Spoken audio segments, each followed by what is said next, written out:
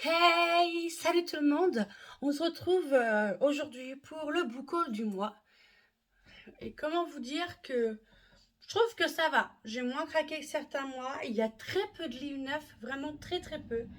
Il y a beaucoup d'Emmaüs, tout simplement parce que j'y suis allée une fois. J'y suis retournée la semaine juste après parce qu'il y avait une braderie et genre vous avez il y avait moins 25% des 15 euros d'achat. Et comment vous dire que j'ai foncé au rayon livre, donc il y en a pas mal.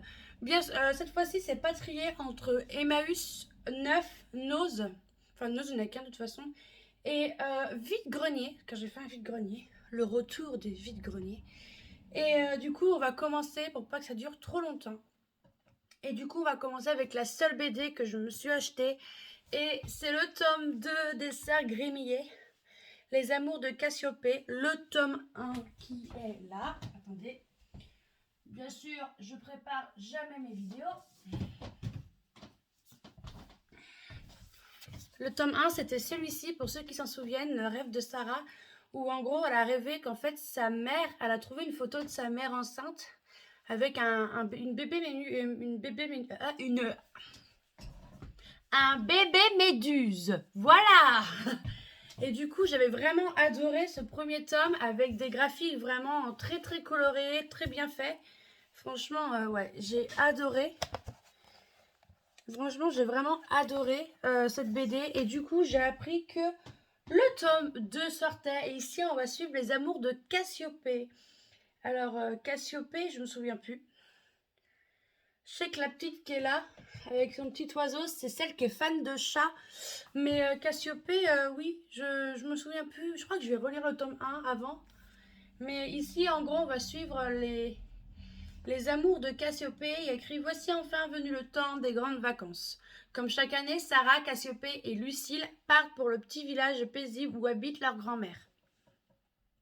Elles y retrouveront leurs amis de toujours, la campagne endormie et un fantôme. Car une présence inquiétante flotte au-dessus des ruines au bord du lac. D'où vient-elle? Quel est son secret et pourquoi donc fait-elle sonner la cloche de la vieille église? Le découvrir sera la nouvelle mission du club des trois sœurs. Mais pour percer ce mystère, elles devront remonter le temps, partir à la rencontre de demoiselles et de chevaliers et se confronter aux amours tourmentés d'hier et d'aujourd'hui, à des champs de blé et à des lettres jamais envoyées.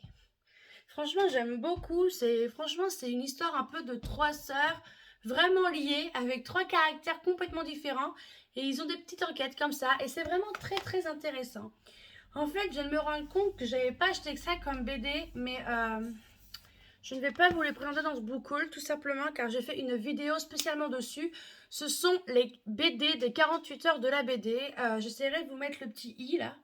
Je sais pas comment on fait, ce sera la première fois que je fais, donc j'essaierai.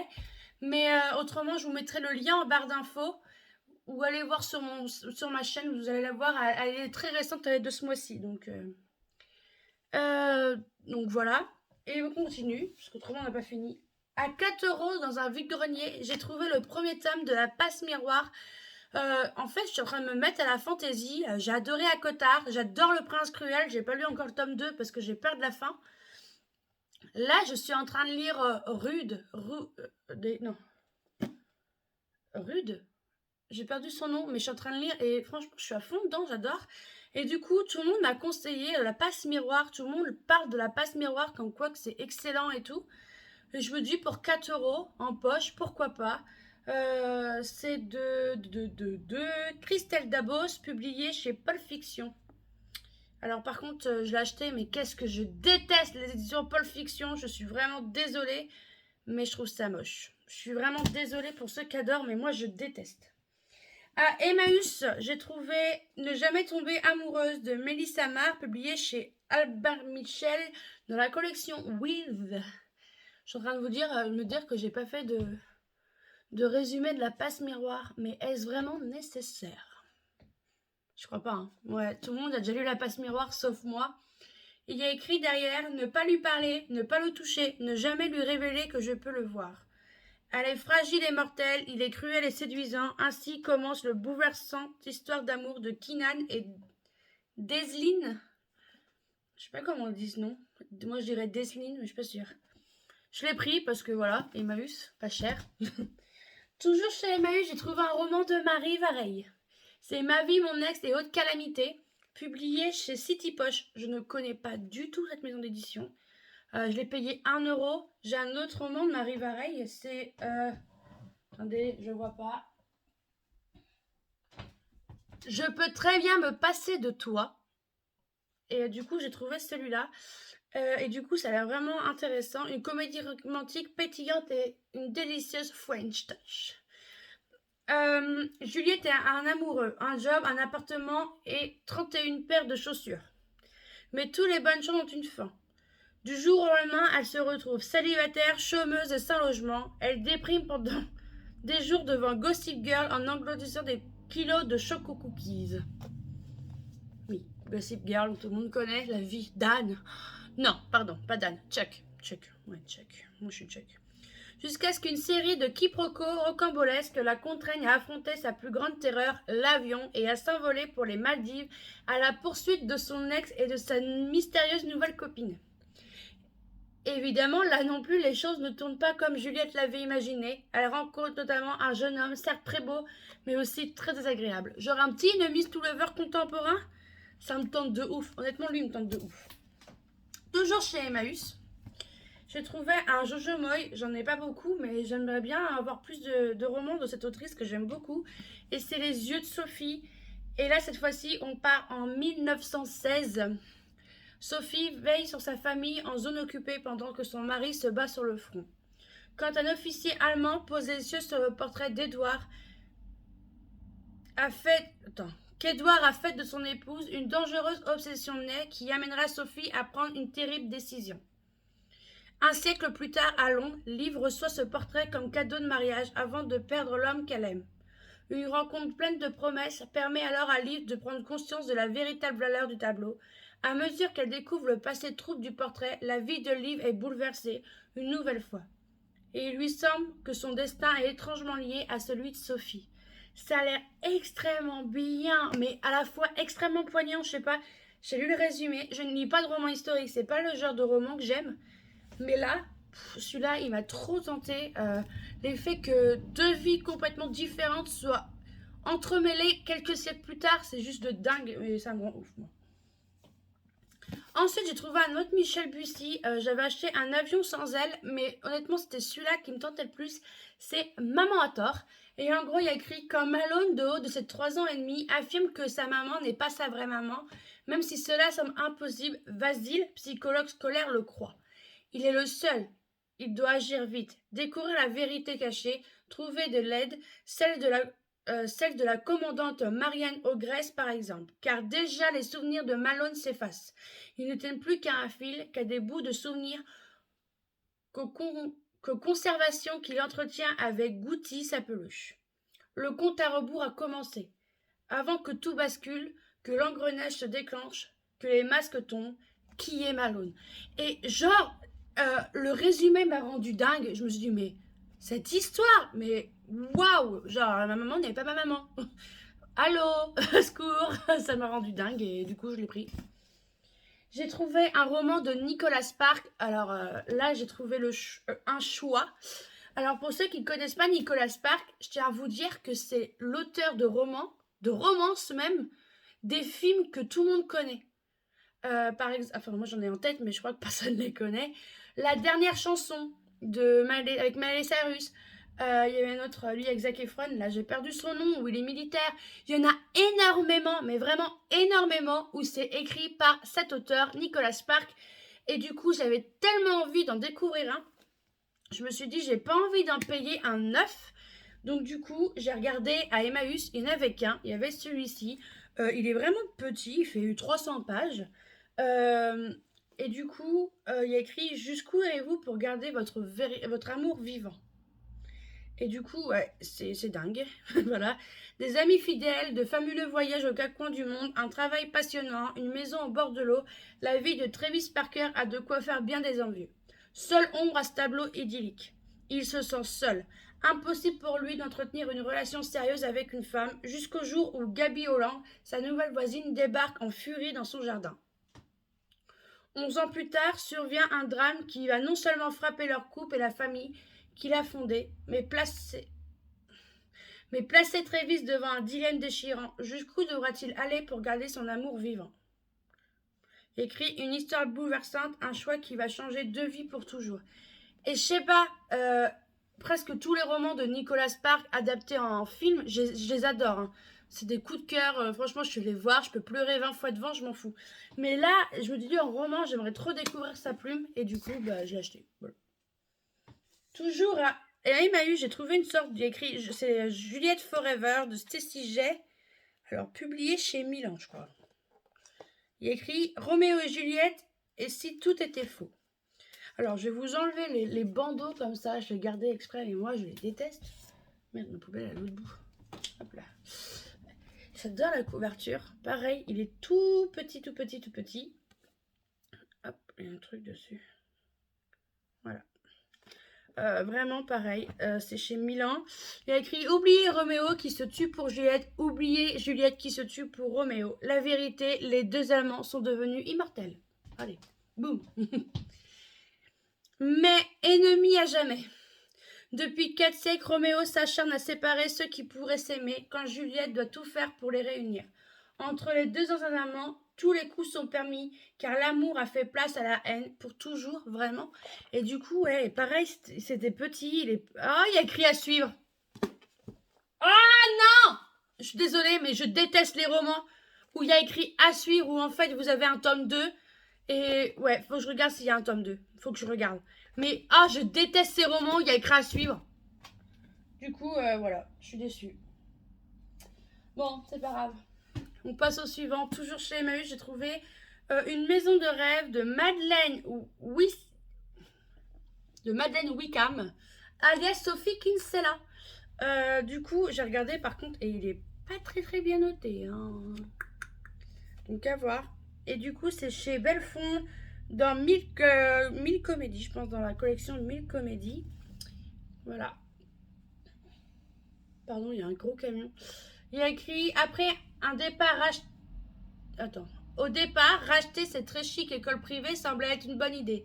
Mais aujourd'hui, Lise et Jonathan se demandent dans quelle galère ils se sont fourrés.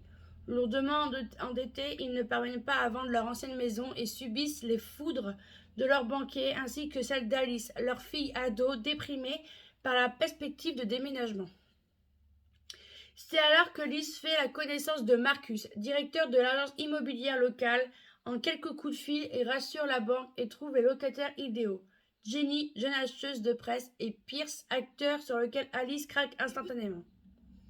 Tandis que Lise croit filer le parfait amour, le pauvre Jonathan se débat pour faire tourner l'école. Alice trouve un peu trop souvent refuge chez les nouveaux locataires. Marcus, quant à lui, marié et père, cède bientôt à la culpabilité. J'arrive à se taper la fille. Wow, j'ai pas tout compris là. J'espère que c'est pas ce que je pense, parce que là, franchement, ça le ferait pas. Hein. Toujours chez Emmaüs, j'ai trouvé le tome 2 de White Season, qui est Dirty Randy Thing. Désolée pour l'anglais. De Christina Loren, publié chez Hugo Roman. Et du coup, il écrit « Coucher avec son ex n'a qu'un seul intérêt, tomber amoureux ». Non, je suis désolée, mais je suis de ceux qui pensent que un coup que t'es sorti avec et que c'est fini, hein. On mange pas un truc périmé, bah les ex c'est pareil. Désolée, c'est ma pensée à moi. Mais ouais, c'est bon. Après, je pense pas que je vais vous faire un résumé de celui-là parce que j'ai le tome 1 que je n'ai pas lu, qui est Sweet Flighting Boy. Oui, il est en haut, c'est pour ça qu'il y a tête comme ça. Et du coup, ouais, j'ai trouvé le 2 et je l'ai acheté parce que j'aime avoir mes sagas complètes. Toujours chez Emmaüs. Je suis désolée si je me penche, c'est juste à côté de moi et c'est chiant. Mais c'est là. J'ai trouvé ce roman-là. Vous avez un email de Alyssa Cole et j'adore la couverture. Je sais pas ce que vous en pensez, mais moi je l'aime beaucoup. Et c'est publié chez J'ai lu. Et du coup, il y a écrit entre ses études scientifiques, son boulot de serveuse et son travail d'assistance en laboratoire, Naledi n'a pas le temps pour les affaires de cœur. Quant à répondre à la multitude d'emails qui prétendent qu'elle est fiancée depuis l'enfance à un prince africain, la blague. À coup sûr, il s'agit de l'arnaque du siècle. Orpheline, Nalédine a grandi en foyer d'accueil et a appris très tôt que, à part sur elle-même, elle ne pouvait compter sur rien ni personne. Alors ce ne sont sûrement pas ces messages ridicules qui la convaincront du contraire. Un jour, un nouveau serveur est embauché et devient son collègue et ami. Mais Naledi ignore que Jamal, sous une fausse identité, est en réalité Lady fiancé africain. Et j'avais déjà entendu parler de ce roman sur une chaîne Booktube. Alors, ne demandez pas laquelle parce que je pense que ça fait très longtemps que j'ai entendu parler. Et je crois que la personne avait vraiment aimé. Et moi, il me tente bien. Honnêtement, ouais, il me tentait. J'adore l'histoire. Enfin, les histoires comme ça, moi j'adore, un peu rocambolesque et tout, j'aime bien. Et une autrice que tout le monde m'a recommandée, parce que moi je recommande souvent Virginie Grimaldi, Aurélie Valogne, les auteurs comme ça. Et du coup, on m'a conseillé Sophie Jomain. Et là, du coup, j'ai trouvé à Emmaüs cherche jeune femme avisée. Et du coup, je me suis dit, bah ouais. Enfin, regardez, il est un peu. Je sais pas si vous allez voir, mais il y a un peu des taches jaunes. Mais bon, à Emmaüs, vous pillez. Ouais, vous pillez. Vous payez le roman 3 euros, alors voire 2-3 euros. Et je me dis, bon, pour le prix, moi je m'en fiche en fait. C'est de l'occasion. Donc, pour moi, quand c'est de l'occasion, c'est rare que vous pouvez trouver un livre vraiment neuf. Mais ça arrive. Je dis pas le contraire. Et ici, du coup, publié chez J'ai lu et écrit quand il voit débarquer dans son cabinet la ravissante mais ô combien extravagante Gabrielle Géry, Adrien. Oh la vache. J'aime pas ces noms de. Voilà. Adrien de Béraille. Pardon, ça me fait rire. Est loin d'imaginer qu'il se laissera convaincre de l'embaucher comme babysitter. Veuf et accaparé par son métier d'avocate, il lui faut de toute urgence une personne capable de prendre soin de ses deux chérubins, Paul et Sophie, tout juste âgés de 9 ans. C'est donc en dépit de ce qui lui crie la raison qu'il accepte sa folle candidature, une personnalité audacieuse et un toupet incroyable pour un petit mètre 60 sur talon. Qui sait, la jeune femme pourrait bien se révéler être une perle rare. Vous savez à quoi ça me fait penser ce roman? Ça me fait penser à Stairway to Heaven de Delinda Day, où c'est un... Hop là, je vous le mets là. Où c'est un père célibataire aussi qui cherche une nounou et du coup il va tomber sur Evan qui est complètement loufoque, rocambolesque, haute en couleur et du coup il va quand même l'embaucher parce que sa fille l'aime bien et du coup ça me fait penser à ça un peu celui-là. Et ouais, il me fait beaucoup penser à ça. Je pense que je pourrais, ouais, ça peut être pas mal. Hop, ça aussi on le rangera après, ça c'est le problème. Une autrice que beaucoup de gens ont lu, mais pas moi, c'est Clémentine Beauvais. Et là j'ai trouvé en poche Songe à la douceur.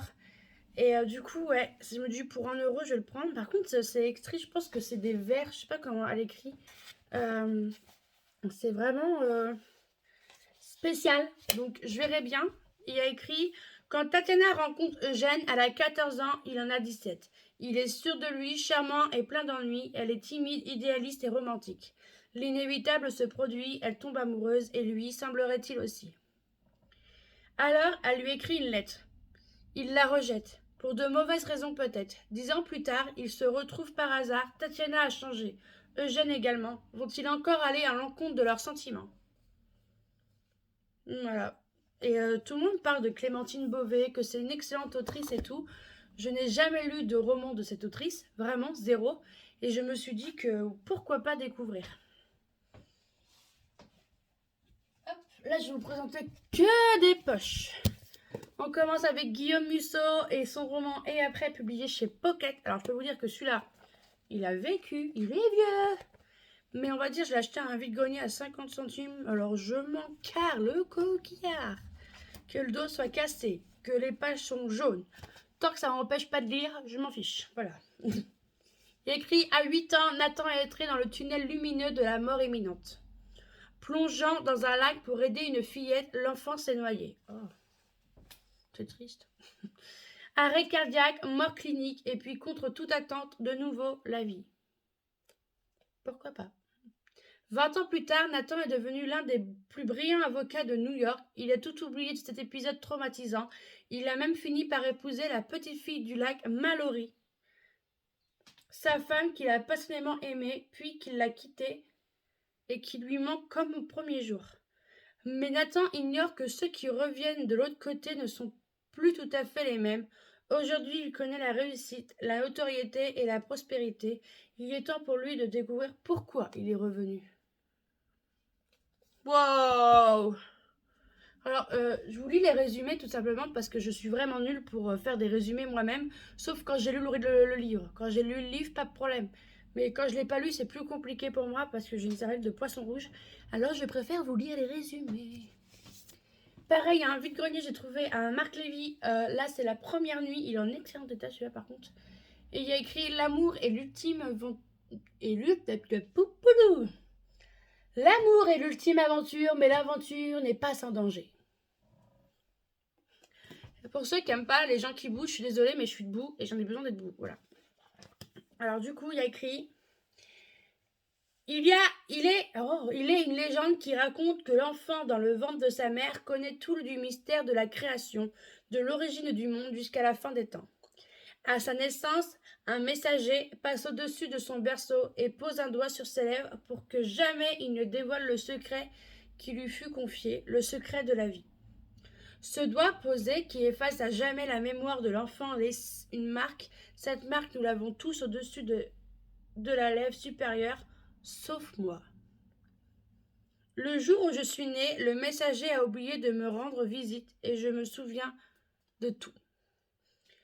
Des hauts plateaux éthiopiens aux étendues glacées du nord du Oural, Marc Lévy conclut avec ce roman de fantastique épopée commencé par avec le premier jour. Ok, alors moi j'ai la première nuit mais j'ai pas le premier jour. Donc, non, j'ai pas le premier jour. Donc il faut que j'achète le premier jour. C'est top. On continue avec un Gilles Le Gardinier et c'est quelqu'un pour qui trembler. Moi ce que j'aime chez Gilles Le Gardinier c'est ses couvertures. Là par exemple c'est une patte de chat. Je sais pas si vous verrez mais il y a un petit bonhomme dessus. Moi il ne me faut pas plus. Et derrière écrit pour soigner ceux que l'on oublie trop souvent, Thomas a vécu des années dans un village perdu en Inde. L'Inde, mon pays fétiche dont je rêve d'aller pour le Taj Mahal. Voilà, j'avoue. Lorsqu'il apprend que la femme qu'il a autrefois quittée a une fille de lui, ses certitudes vacillent. Il lui a donné la vie, mais il a moins fait pour elle que pour n'importe quel inconnu. Est-il possible d'être un père quand on arrive si tard? Comment vit-on dans un monde dont on ne connaît plus les codes, pour approcher celle qui est désormais une jeune femme et dont il ne sait rien secrètement, maladroitement, Thomas va devoir tout apprendre avec l'aide de ceux que le destin placera sur sa route. Oh, ça a l'air gentil ça. Alors celui-là, c'est un roman que la personne qui elle avait plein de livres à vendre, elle avait plus de 200 livres à vendre. Et du coup, c'est la dame en question qui m'a conseillé ce roman parce qu'elle l'a vraiment adoré. Et j'avoue qu'en lisant le résumé, il me tente vraiment énormément. Et c'est La fille de l'hiver de Eowyn Ivy. Je sais pas comment on dit son nom. Je suis vraiment désolée. Je vais vous mettre comme ça vous verrez mieux. Parce qu'honnêtement, je ne sais pas du tout comment ça se dit. Et il y a écrit pour oublier la mort de leur bébé, Mabel et Jacques s'exilent en Alaska. Mais sur ces terres sauvages, le couple s'enferme dans sa douleur, ce que je comprends. Jusqu'à ce soir d'hiver où il scrute un bonhomme de neige. Une petite fille apparaît près de leur cabane, talonnée par un renard roux. Hallucination, miracle, et si cet enfant farouche était la clé du bonheur qu'il n'attendait plus. Et ça a l'air d'être un roman vraiment poignant. Il a l'air excellent. Du coup, elle me l'a conseillé. Elle m'a même fait un rabais. Il était à 2, elle me l'a fait qu'à 1 parce que c'est elle qui me l'a conseillé. Et du coup, je l'ai acheté parce que voilà quoi. Il me tente vraiment beaucoup. En ce moment, je ne sais pas si vous le savez, mais dans les espaces culturels Leclerc, vous avez souvent en été, vous avez des bons plans, genre 2 livres achetés, 1 livre offert. Et du coup, il y avait ça chez les Hugo Roman. J'avais prévu d'acheter 0 livre. Acheter 0 livre au moment. J'en ai acheté des 9, d'accord, j'avoue. Mais 0 livre, vraiment, c'était au moment que j'y allais. J'y allais pour la BD Les Sœurs Grémillet et j'avais prévu d'acheter 0 roman. 0. Mais du coup, quand je rentre, je vois pour l'achat de 2 Hugo Romans, 1 offert. Oups. Et du coup, j'ai acheté la saga Cooper Training de Maloria Cassis parce que Maloria Cassis est une autrice que j'adore. Elle est vraiment très gentille sur Instagram et tout. Je vous invite à aller la suivre. Elle est vraiment cool. Franchement, j'adore. Sans faute est mon coup de cœur absolu. J'ai pas lu son petit dernier, Une ombre au tableau, mais du coup, j'ai acheté ces deux-là. Alors, du coup, j'avais acheté le tome 2 et 3 et le tome 1 m'a été offert. Et en gros, on va suivre une bande de frères, un peu comme les. Comment ça s'appelle? Les Everyday Heroes, où on suit trois frères. Là, c'est la même chose.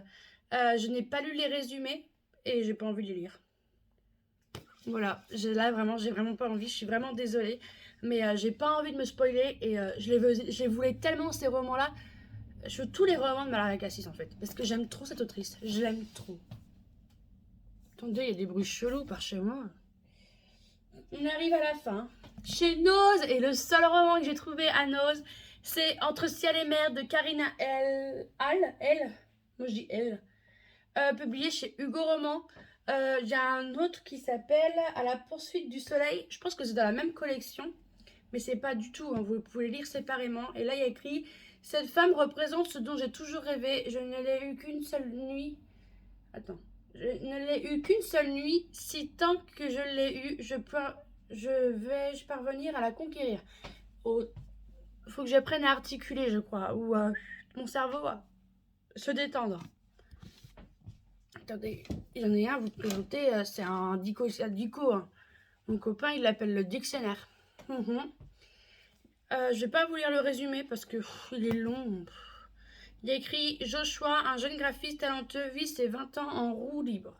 Chez lui, à Vancouver, il accumule des petits boulots sans avenir qui le laissent équipé et satisfait, épuisé et insatisfait, sans le moindre énergie pour poursuivre sa passion, jusqu'à ce qu'il rencontre Gemma. Ce qui débute comme l'aventure d'une nuit avec la semillante néo-zélandaise se transforme vite en tournant décisif pour Josh. Il ne peut oublier Gemma, mais une fois qu'elle est rentrée dans son pays, et il décide de jeter sa prudence aux orties pour la première fois de sa vie. Pourquoi pas? Je me suis acheté le tome 2 de 365 jours. Je suis au courant de tout ce qu'il y a autour de ce roman, mais pour moi, c'est une fiction et je ne mélange pas les fictions et la réalité, même si certaines fictions peuvent devenir réalité. Je l'avoue, ok. Je n'ai pas lu le tome 1. Si je n'aime pas, point, c'est tout. Mais j'avais envie d'avoir le tome 2. Et pour ceux qui ne le savent pas, c'est bel et bien l'autrice sur la couverture. Le tome 1 est juste là. Pour ceux qui ne savent pas, en gros, c'est un mec, il va enlever une fille, et il va dire « T'as 365 jours pour tomber amoureux de moi ». Déjà, faut qu'on parle de l'ego du mec, que je trouve qui est énorme, qui est absolument énorme, et de la vie naïve comme il n'y a pas, parce que honnêtement, moi, je fais tout pour m'enfuir, rien à faire que le mec, il veut tomber amoureux de moi. Et du coup, il y a une polémique dessus, sur tout ce qui est consentement et tout le tintin.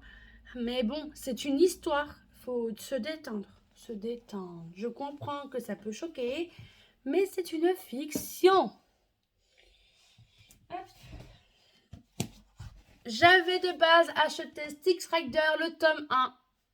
C'est bon, c'est celui-là. La colère d'Hadès de Calypso Caldin, tout simplement, car je fais un challenge en ce moment, et c'était le challenge Divergente. Je ne sais plus lequel. Moi-même, si c'était Divergente. Et du coup, il y avait une lecture imposée par notre chef d'équipe et elle nous a imposé Styx Rider. Et du coup, je n'avais pas ce premier tome, je ne l'avais pas, du coup, je l'ai acheté. En plus, c'est un Hugo Roman. Pour ceux qui me connaissent et qui me suivent un petit peu, ils savent que je suis fan de cette maison d'édition et que c'est sûr que j'allais l'acheter. C'était pas prévu dans l'immédiat de sa sortie, mais c'était sûr que j'allais l'acheter. Et du coup, c'est la première romance avec des bikers que je me suis achetée et que j'ai adorée. Je vous mettrai le lien de ma vidéo Update Lecture où j'en parle et que j'ai vraiment aimé. Et du coup, ici, nous allons suivre Ash. Ash qui en fait est pris sous la colère tout simplement car 10 ans auparavant, il s'est fait quitter à l'hôtel de son propre mariage. En gros, il était, je sais plus, ouais, c'est un hôtel qu'on appelle ça. Vous savez, quand vous attendez la mariée, il attendait, la mariée n'est jamais venue. Voilà. Et du coup, il est plongé dans l'enfer. On l'appelle Hadès, on le surnomme Hadès. Il est plongé dans cet enfer. Et du coup, il va faire la rencontre j'adore cette fille en plus, Eden. Eden, qui est la gentille petite fleuriste, toute belle, toute amérindienne, avec ses plumes dans ses cheveux. Il va faire sa rencontre et en fait, il va se passer quelque chose. Il sait pas pourquoi, mais il se passe quelque chose et il adore ça. Et du coup, une romance se naît, mais dans le monde de biker, c'est pas très, c'est voilà, il y a le monde de biker qui est pas très cool quoi, qui est vraiment mouvementé. Et du coup, c'était excellent. Et du coup, vu tellement que j'ai aimé ce tome 1, je me suis acheté le tome 2 qui est La violence d'Aphrodite, où ici nous allons parler d'Alex. Alors en fait, Alex est l'un des personnages de celui-ci. Alors c'est pour ça je vous conseille de lire le tome 1, parce que Alex arrive à peu près au quart, à peu près je dirais, ouais, au quart du roman. Et du coup, on va le suivre dans ce tome 2. Et j'ai hâte parce que Alex est quelqu'un qui, je pense, qui a beaucoup de secrets. Et j'ai hâte de lire ça. Hop, je vous préviens, on arrive à la fin. Après des mois d'attente de ma bibliothèque, je l'ai réservé. Ça fait 3 mois que j'attends la suite. J'en pouvais plus. Je me suis acheté l'élu, tome 3 de la sélection de Kirakas, publié chez Robert Laffont. Je suis désolée, mais je veux savoir la suite. America, elle est prise, elle a gagné. Enfin, moi, je pense qu'elle a gagné. Franchement, honnêtement, j'ai pas envie de spoiler, j'en sais rien. Hein. Mais je suppose. Ouais. Et du coup, j'aime tellement cette saga. Je vais lire les 3 premiers, voir comment ça se termine. Et je pense qu'à la bibliothèque, j'irai emprunter les prochains. Parce qu'il paraît que les prochains sont pas dingues. C'est pas très grave si vous lisez pas la suite.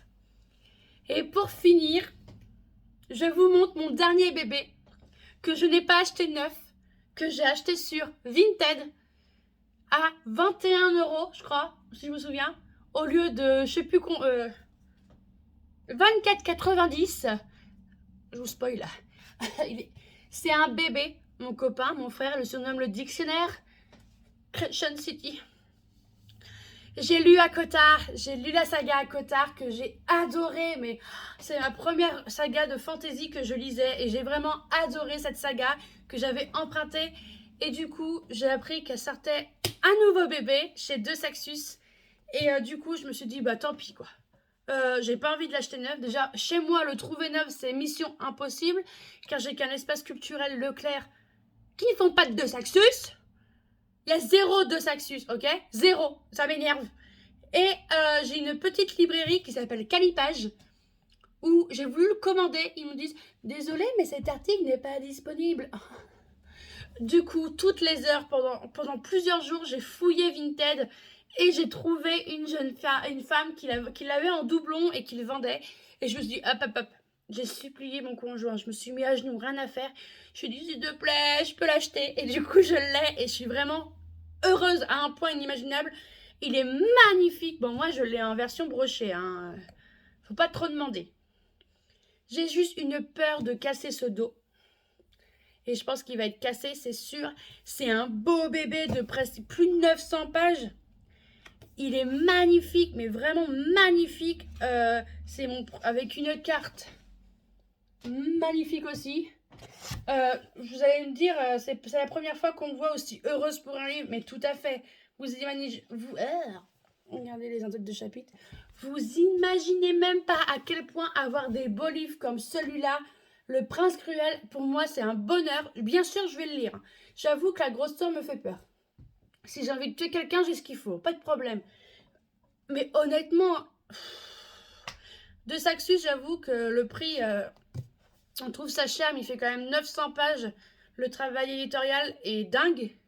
En espérant qu'il n'y a pas le même problème qu'avec la Dupree de Guenièvre et qu'il y avait pas mal de fautes dedans. Et j'espère qu'il n'y aura pas le même problème. Mais je vais vous lire le résumé pour vous donner envie. Parce que là, franchement, obligé de le lire. Hein. Je ne peux pas vous faire un résumé comme ça. Vous êtes prêts? Il est lourd, je vous préviens. Brice. Alors, je pense que ça se dit comme ça. D'ailleurs, il faut qu'on parle de ça 2 minutes. On en parle des noms qu'a donne Sarah Jimas. Fer, Ritsan, Tamlin, Cassian, Nesta. What? Mets des noms plus simples, s'il te plaît. Bon, bref. Brice, une jeune femme mi-fée, mi-humaine, a une vie parfaite. Elle travaille la journée chez un marchand d'antiquités qui vend des artefacts magiques et fait la fête toute la nuit avec ses amis en savourant chaque plaisir qu'offre l'Unation, plus connue sous le nom de Creation City.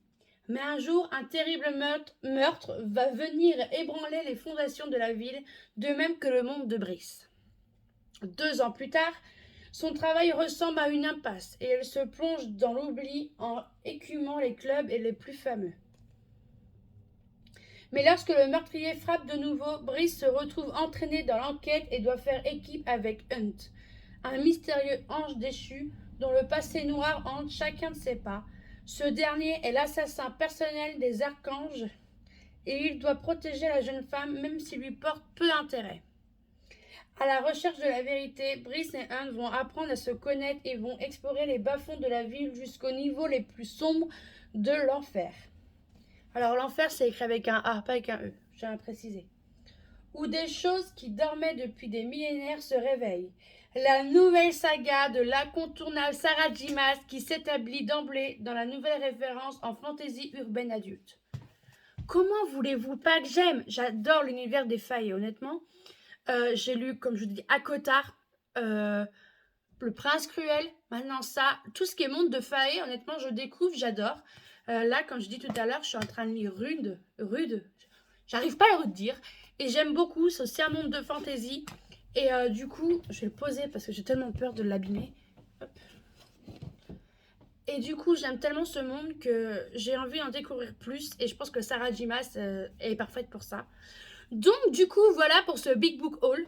Peut-être pas Big Book Haul, j'ai fait pire. J'ai fait pas mal d'achats d'occasion, donc je suis assez contente de ne pas avoir mis beaucoup d'argent ce mois-ci. J'espère que cette vidéo vous plaira. Voilà. Et du coup, passez un bon samedi, un bon week-end, passez de bonnes lectures, prenez soin de vous, laissez un pouce si vous voulez. Abonnez-vous, c'est très intéressant pour moi. Et du coup, ouais, passez un très bon moment de lecture. Bye!